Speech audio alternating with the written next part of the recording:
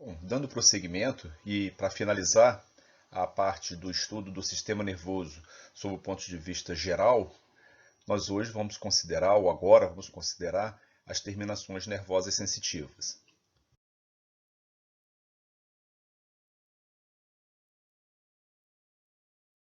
Não podemos esquecer que quando falamos em terminações nervosas, nós não estamos falando de sistema nervoso central, estamos falando então do sistema nervoso periférico, que é composto por nervos espinhais e cranianos, que já comentamos, os gânglios, que mostramos inclusive numa figura como uma área dilatada ao longo do trânsito do nervo, e agora comentar algumas coisas a respeito das terminações nervosas.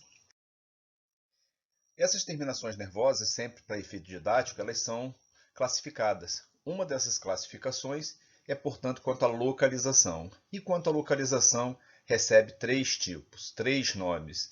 São os esteroceptores, os interoceptores e os proprioceptores. Então, as terminações nervosas se classificam quanto à localização como esses três receptores, então. Primeiro, quem são os esteroceptores? Então, o nome diz estero de externo, então são aqueles receptores que são sensíveis à variação do meio externo.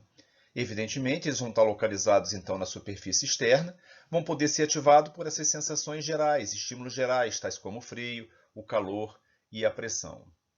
Além desses, vão incluir também os receptores responsáveis pelos órgãos especiais de visão, audição, olfação, incluindo o órgão acessório especial, que é o órgão vômero-nasal, assim como a gustação.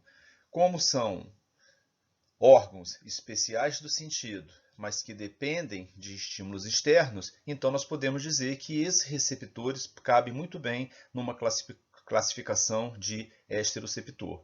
Eles estão ligados à fibra aferente somática ou fibras viscerais dos nervos cranianos e espinhais, tanto gerais quanto especiais, como nós chegamos a ver já numa videoaula anterior. Os interoceptores, também chamado de visceroceptores, o nome diz intero, de interior. Os interoceptores ou visceroceptores são aqueles localizados internamente e sensíveis então à variação do meio interno, principalmente relacionado com vísceras. Eles são então localizados nas vísceras e vasos e responsabilizados pelas sensações de fome, sede, prazer sexual, a dor visceral, além de informar também quanto à pressão parcial tanto do oxigênio como do gás carbônico, a osmolaridade do plasma e também a pressão arterial. São também considerados interoceptores os sensores especiais do ouvido interno para a sensação especial do equilíbrio. Isso por o que vocês talvez venham aprender na embriologia quanto à origem do sistema nervoso. Então, o equilíbrio ficou sendo uma das sensações que são mediadas, então, pelas fibras aferentes viscerais. Então, estão ligados às fibras aferentes viscerais. E os proprioceptores, para finalizar a classificação quanto à localização. Já vimos também anteriormente, os proprioceptores são aqueles próprios de músculos. São localizados profundamente nos músculos esqueléticos, nos tendões, nas fáscias, nos ligamentos e nas cápsulas articulares. Eles dão origem a impulsos proprioceptivos conscientes e inconscientes. Comentamos já alguma coisa. Quem são os conscientes? Aqueles que são percebidos. Quem são os inconscientes? Aqueles que não despertam nenhuma sensação. Esses conscientes, eles têm esse nome, permite essa consciência, porque os seus estímulos, na verdade, atingem o córtex cerebral, permitindo então perceber a posição do corpo ou parte do seu corpo, bem como da atividade muscular e dos movimentos articulares. E aí são responsáveis aí pelos sentidos de posição e movimento, que no conjunto é estudado como sinestesia. Os inconscientes já são aqueles receptores musculares que não despertam nenhuma sensação perceptível por nós. Não obstante, eles têm a capacidade de perceber a mudança ou o movimento anômalo ou diferente daquele músculo e despolarizar e informar um órgão importante dentro do organismo, que é o do equilíbrio. Então, eles não despertam nenhuma sensação e são utilizados para a regulação reflexa da atividade muscular através do reflexo miotático ou da atividade do cerebelo. Vamos entender isso aí de um modo melhor quando estivermos estudando o sistema nervoso autônomo. Mas o que é interessante a gente perceber, com facilidade, tentar chegar a esse conhecimento de que o próprio receptor consciente permite que eu saiba a posição do membro. E o inconsciente, eu não percebo o movimento dele, mas as contrações musculares vão ocorrendo no sentido de manter o equilíbrio, principalmente. Eu não percebo, mas as informações chegam ao meu órgão sensitivo do equilíbrio e esse sim, então, percebe. Ele é inconsciente para mim, porque o termo se refere a envolvimento de mecanismo cortical ou não. O inconsciente não atinge o córtex cerebral. Quanto à reação, é bastante simples essa classificação, porque ela se baseia em qual estímulo é capaz de despertar esse receptor. E aí nós temos os mecanorreceptores, que são sensíveis às alterações mecânicas, a sensação tátil da pele, os receptores profundos do tato, os receptores de som, do equilíbrio e da pressão arterial, esses são considerados como mecanorreceptores, porque eles despolarizam diante de alguma alteração mecânica. Na sensação do tato, ele sofre uma deformação. Você só consegue ter a sensação do tato porque esse receptor ele é deformado e com isso ele despolariza. Existem outros receptores mais profundos aí do tato. O do som, ele é mecanorreceptor porque é o movimento do líquido naquela endolinfa no ouvido interno que faz ele disparar. E assim como o equilíbrio também é o trânsito de uma endolinfa em volta de crista ampular e mácula é que vai garantir a sensação do equilíbrio, que vai garantir a despolarização do receptor e aí a sensação do equilíbrio e a resposta reflexa para que esse equilíbrio ocorra. Assim também como a pressão arterial é um mecanorreceptor, porque são barorreceptores que se alteram com o aumento da pressão, né? Os fonorreceptores, o nome diz fono, som. Os fotorreceptores ou eletromagnéticos são aqueles relacionados então com a visão, são aqueles que reagem então a estímulos elétricos, como o raio luminoso. Os termorreceptores, né, são aqueles que reagem ao frio e calor. Os osmorreceptores são aqueles que reagem à osmolaridade plasmática. Os quimiorreceptores são aqueles relacionados, por exemplo, com o olfato, com o paladar, as sensações lá do órgão vômero-nasal, a pressão parcial de oxigênio, a pressão parcial de CO2, a osmolaridade e os receptores hormonais também são classificados como quimiorreceptor. Um quimiorreceptor pode ser um osmorreceptor? Pode. Então, esse tipo de classificação é quanto à reação e algumas vezes eles podem, inclusive, se confundir. O que importa é que a gente não se confunda e entenda que quimiorreceptor é aquele que despolariza com uma substância química.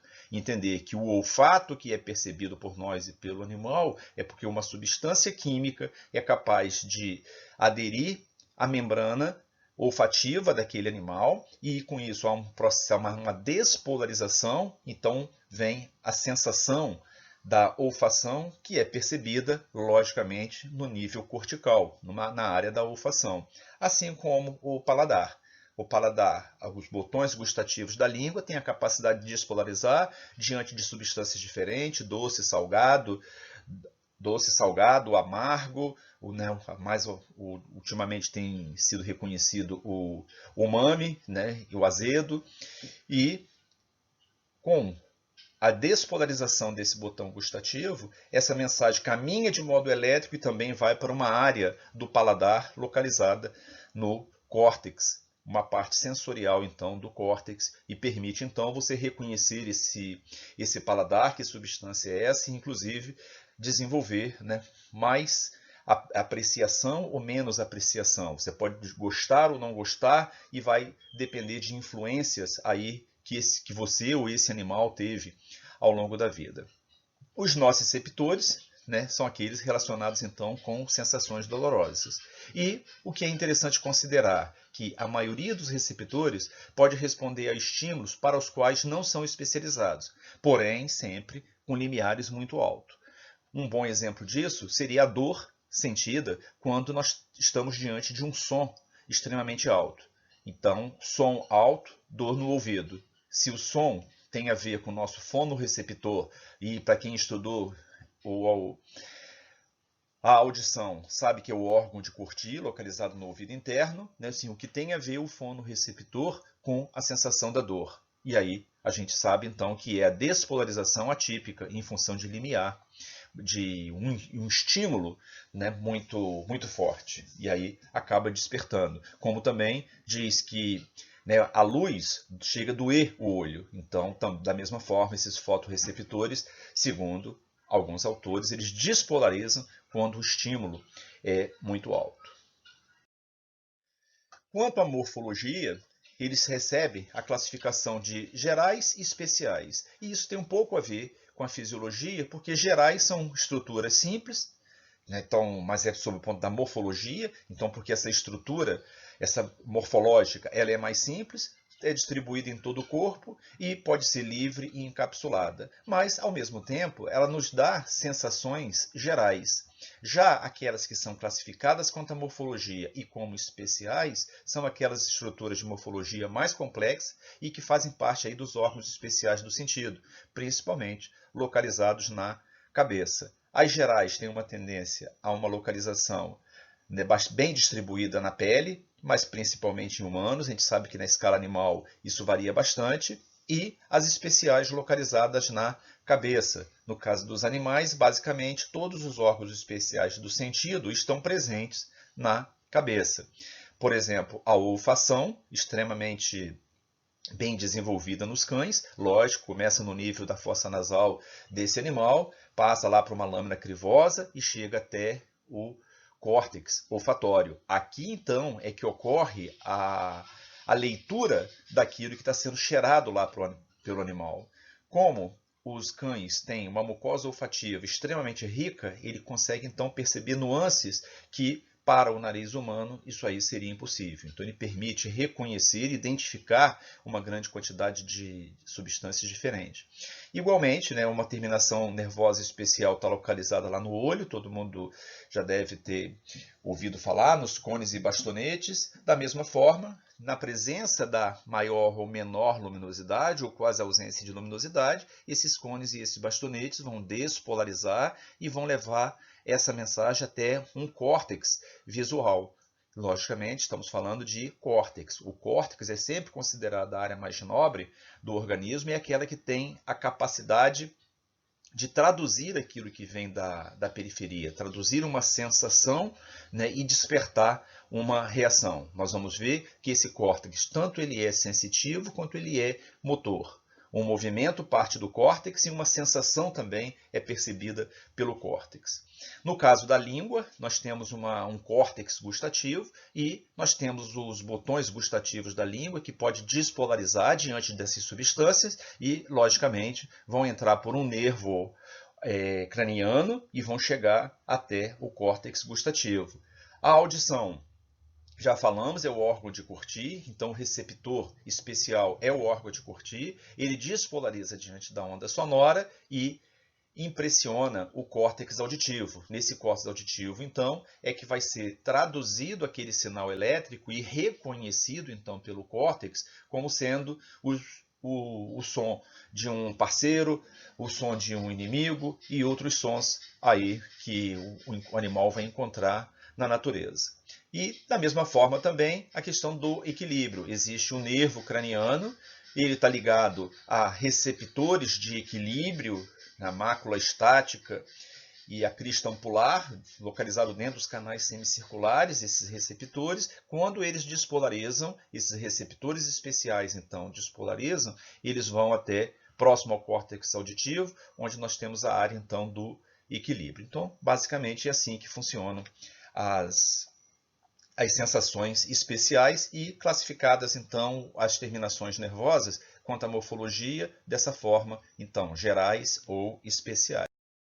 O que a gente observa, de um modo geral, é que essas terminações nervosas aí gerais, elas são bem distribuídas na pele e essa riqueza de terminação nervosa é o que mantém, é porque ela mantém um contato permanente com o meio externo. Então é através da pele que o animal se relaciona com o meio ambiente. Daí, então, a necessidade nessa pele ter bastante receptor e que esse receptor, uma vez despolarizado, possa dar informações de perigo, de coisas agradáveis ou desagradáveis, e para que ele possa, então, se proteger. E aí vocês devem ter estudado na biofísica a existência de um corpúsculo de Meissner ou corpúsculo tátil, é aquele que despolariza, então, diante de uma deformação da pele. Já deve ter ouvido falar em terminação nervosa livre, né, principalmente relacionadas aí com a despolarização diante de um estímulo doloroso, seja ele qual for. Alguns já relacionando também como despolarizando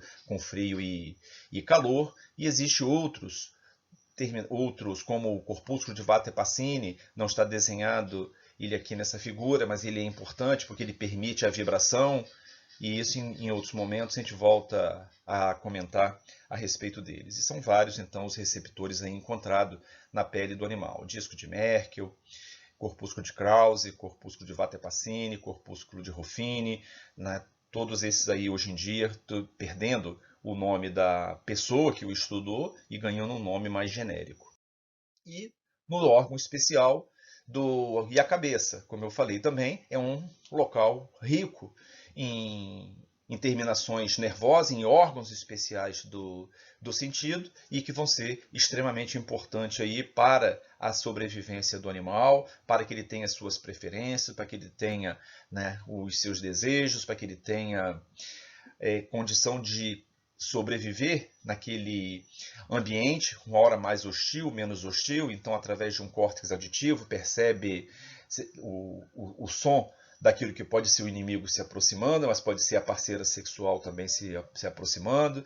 O córtex visual, que vai permitir a visão desse animal com a presença também, podemos dizer, para a relação sexual, para a relação de defesa. Então a cabeça acaba sendo uma área extremamente rica e todos os órgãos do sentido eles estão localizados na área da cabeça. E aí poderia perguntar, mas e o tato?